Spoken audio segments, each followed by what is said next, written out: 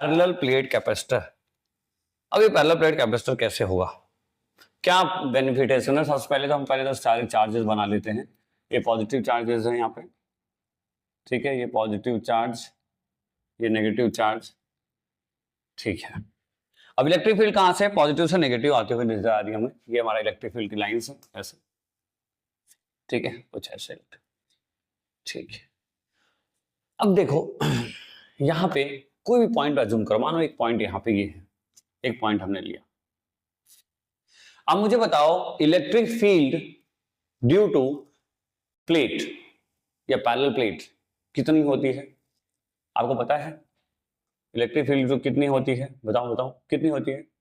Sigma upon 2 epsilon not. अगर आपको याद नहीं है तो फर्स्ट चैप्टर में डेरिवेशन है, आप प्रिपेयर करो, जाके पहले देखो, फिर आप यहाँ पे आओ कि भाई दो प्लेट, अगर कोई भी एक सिंगल प्लेट है, सिंगल प्लेट की वजह से जो इलेक्ट्रिक फील्ड होती है कितनी होती है? Sigma upon 2 epsilon not. अब ठीक है, ये प्लस के वजह वाला हम यहाँ पे कोई चार्जेस की वजह से क्या हुआ, इलेक्ट्रिक फील्ड इस पॉइंट पे कितनी हुई? Sigma upon 2 epsilon not.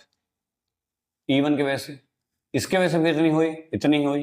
तो अगर हम ई नेट की बात करें, ई नेट की बात करें यहाँ पे, तो क्या हो गया? E1 की वजह से प्लस E2 की वजह से। भाई E1 का डायरेक्शन क्या होगा? यहाँ पॉजिटिव चार्ज है तो इधर रिपल्सन होगा और ये अट्रैक्शन होगा, यानी दोनों का सेम डायरेक्शन होगा। तो we can write sigma upon 2 epsilon naught plus sigma upon 2 epsilon naught, जिसके वजह से टोटल ई नेट की वैल्यू कितनी आ गई? Sigma upon epsilon naught. यानी कि यहाँ पे जो नेट इलेक्ट्रिक फील्ड क्रिएट हो रही है इन दोनों प्लेट की वजह से, वो कितनी होगी?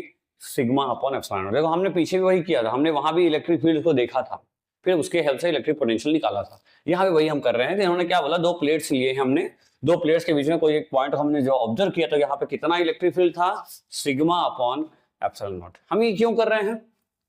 हमें निकालना क्या है? हमें निकालना है कैपेसिटेंस, और फॉर्मूला क्या होता है? Q by V। V निकालना है भाई, Q तो पता है पर V निकालना है। V निकालने के लिए हम सारे कहानी कुछ कर रहे हैं। अच्छा, अब देखो आपने पढ़ा, अभी हमने पढ़ा था आज के जो हमारा पहला लेक्चर था, इसके पहला लेक्चर्स के पहले वाला लेक्चर, जिसमें हम रिलेशन देखे थे, relation between electric field, relation between E and V। एक फॉर्मूला हमने पढ़ा था, अगर आपको याद हो तो बताओ तो क्या था फॉर्मूला? क्या था फॉर्मूला? E बराबर या dV बराबर माइनस E डॉट dr, ऐसा कुछ फॉर्मूला पढ़ा था हमने, ऐसा कुछ फॉर्मूला पढ़ा था, ठीक है। तो यहां से हम सिंपल सा कि हम V की वैल्यू मान लेते हैं ED, ठीक है। सारा कुछ हम अजम्पशन लेते हैं कि ये दोनों पैरेलल हैं, दोनों के बीच एंगल कितना 0 डिग्री है वगैरह वगैरह, सब कुछ लेने के बाद हमारा फॉर्मूला बना V बराबर क्या हुआ? ED।